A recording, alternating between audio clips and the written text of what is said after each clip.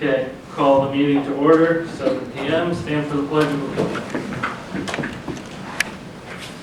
I pledge Allegiance to the flag of the United States of America and to the republic for which it stands, one nation, under God, indivisible, with liberty and justice for all.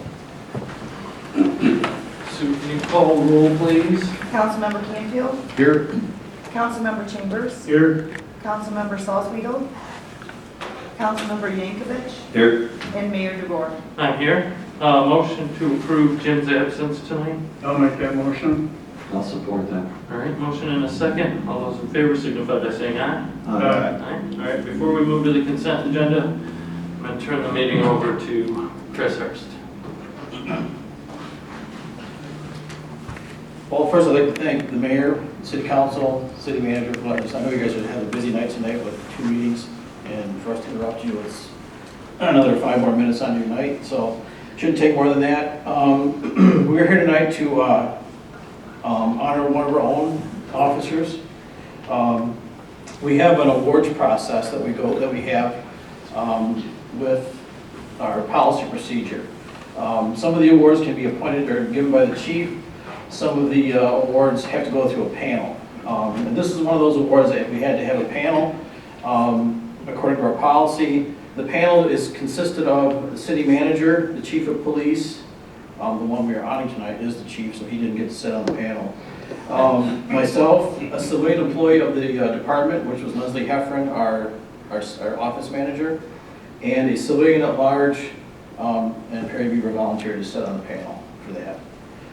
Just to give you an idea how this award was how we came to the point of getting an award.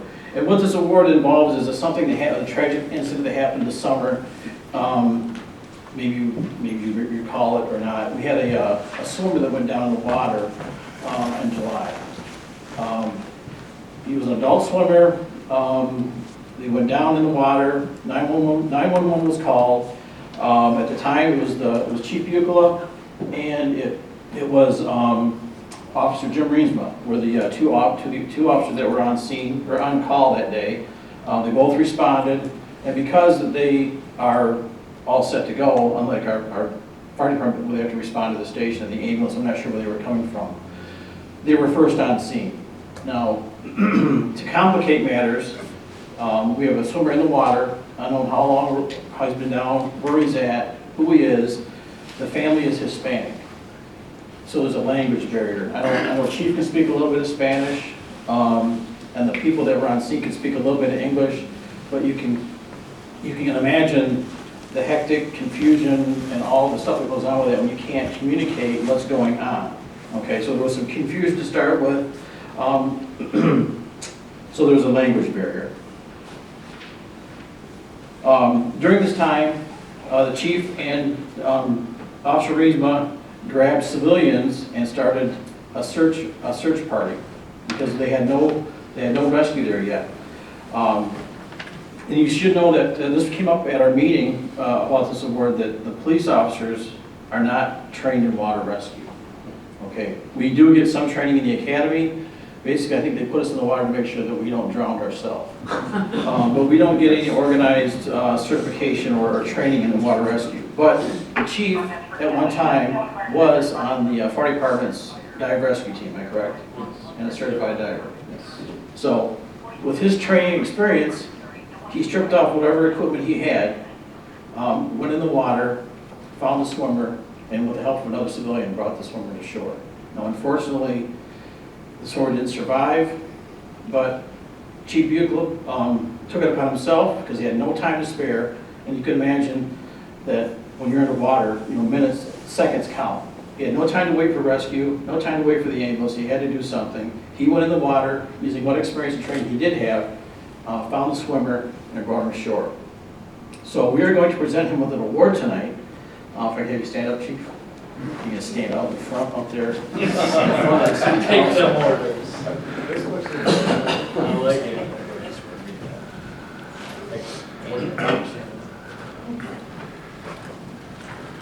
Stand right there. I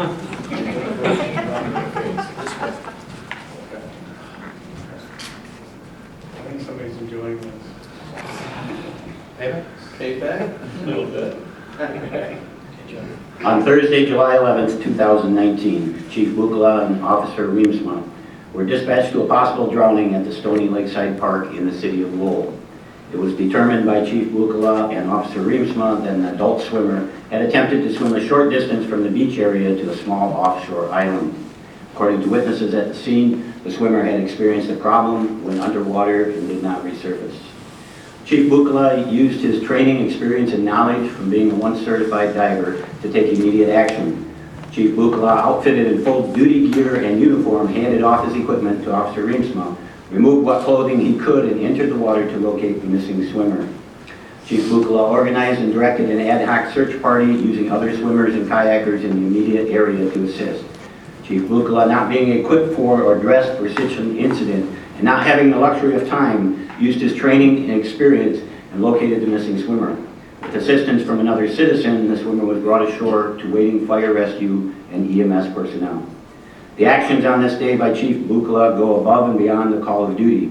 Taking the initiative, putting his personal safety at risk, Chief Bukala entered into an uncertain situation, took immediate action without hesitation, and located the missing swimmer in 12 feet of murky water. His able leadership in a stressful situation, coupled with his years of experience and training, brings credit upon himself, the Lowell Police Department, and the City of Lowell. Therefore, on this day, we are awarding Chief Bukala the Lowell Police Department's Medal of Valor for going beyond the call of duty, putting himself at risk in an attempt to save a life, and taking the initiative in uncertain circumstances.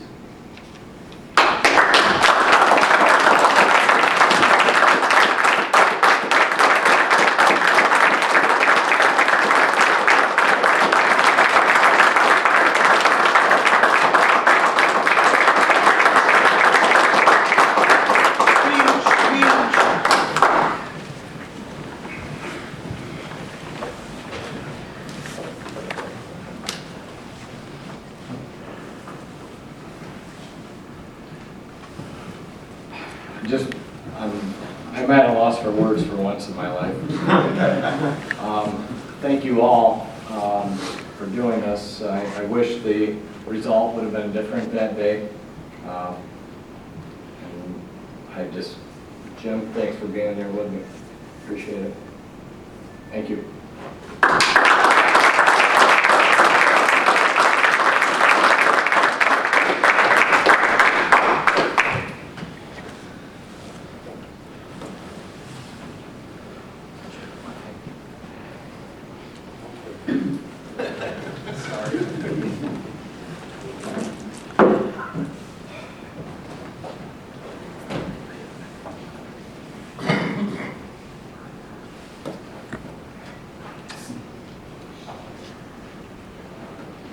Thank you.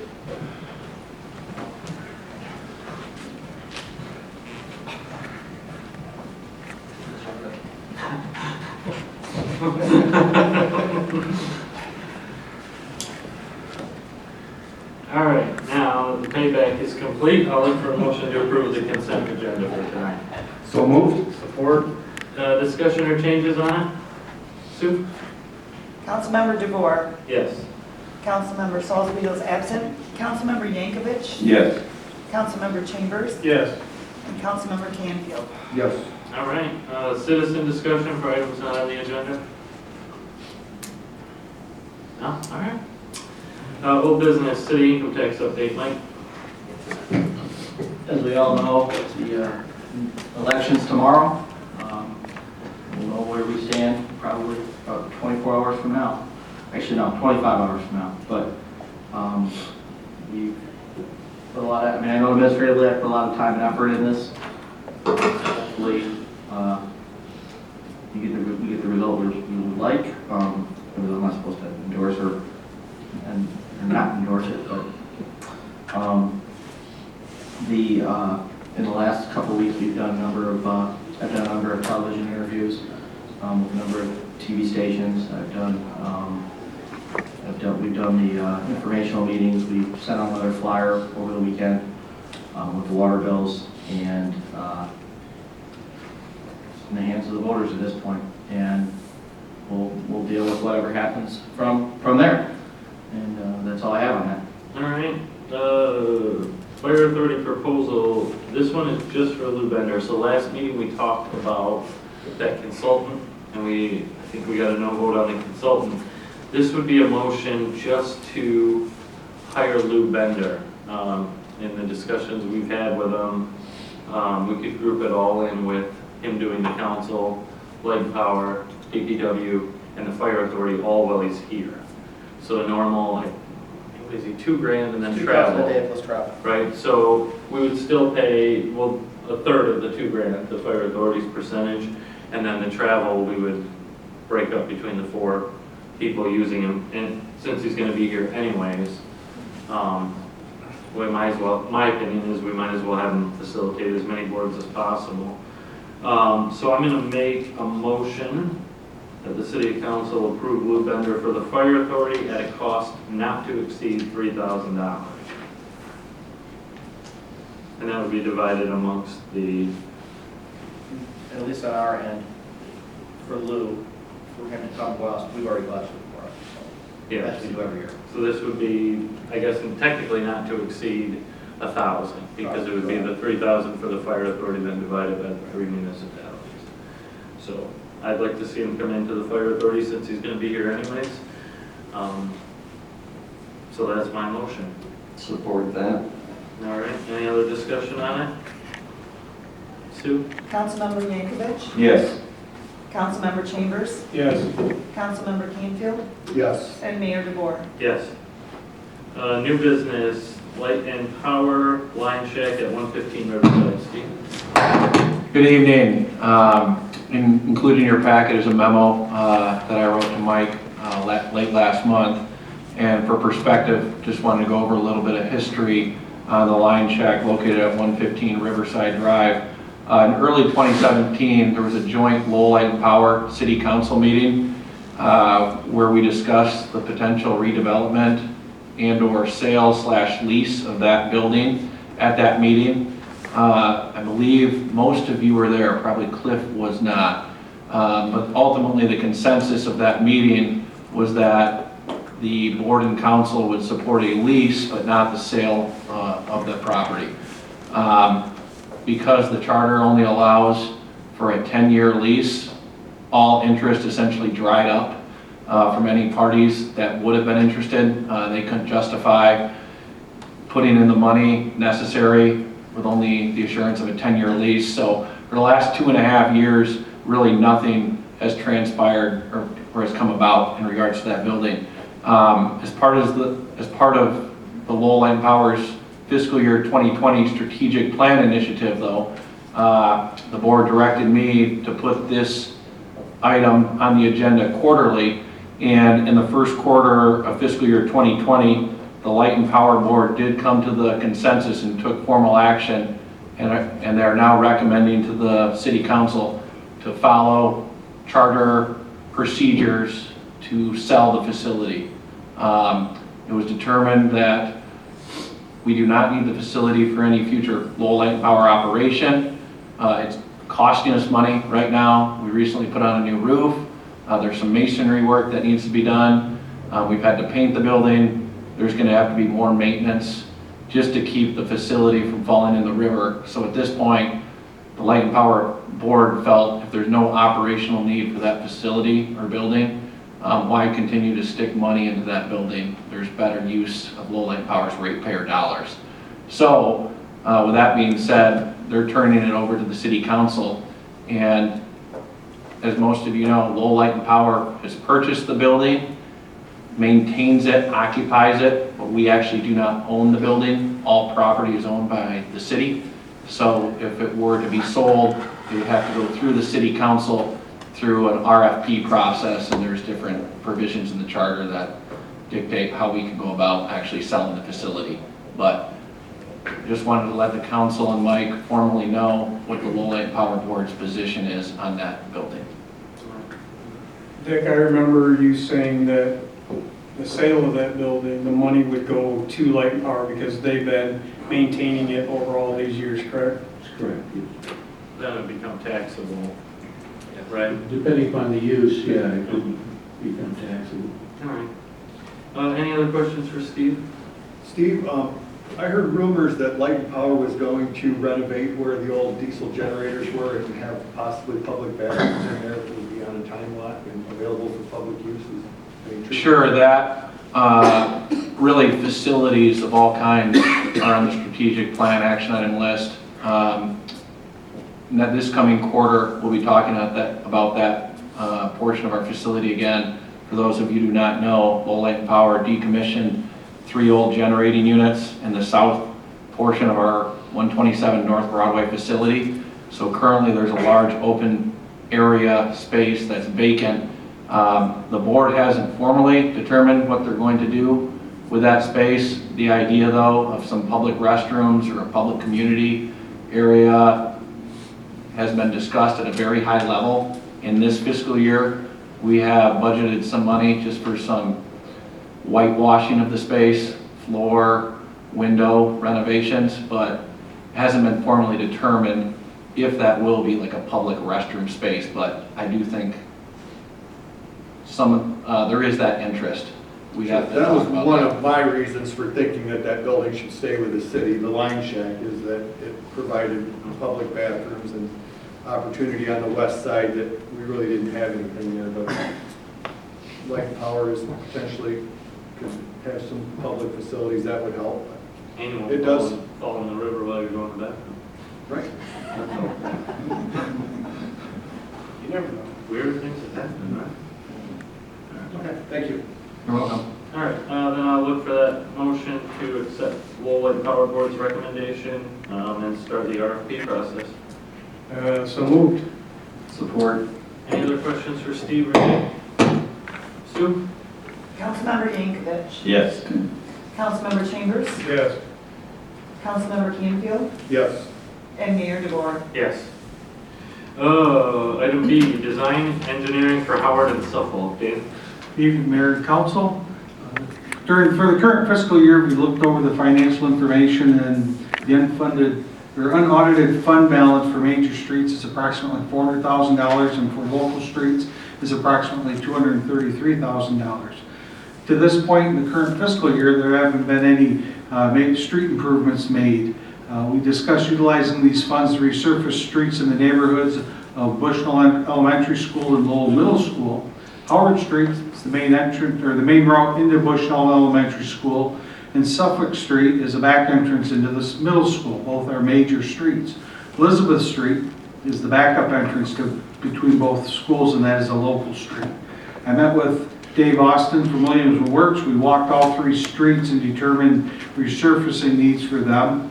And because of some of the settlements and deteriorated areas, we discussed having soil borings performed to find out what's beneath the asphalt. And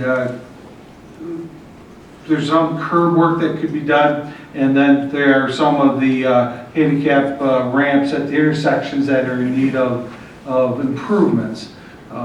If we were looking at utilizing state or federal dollars for street improvements, we would have to make all ramps ADA accessible right to the whatever the current requirements are.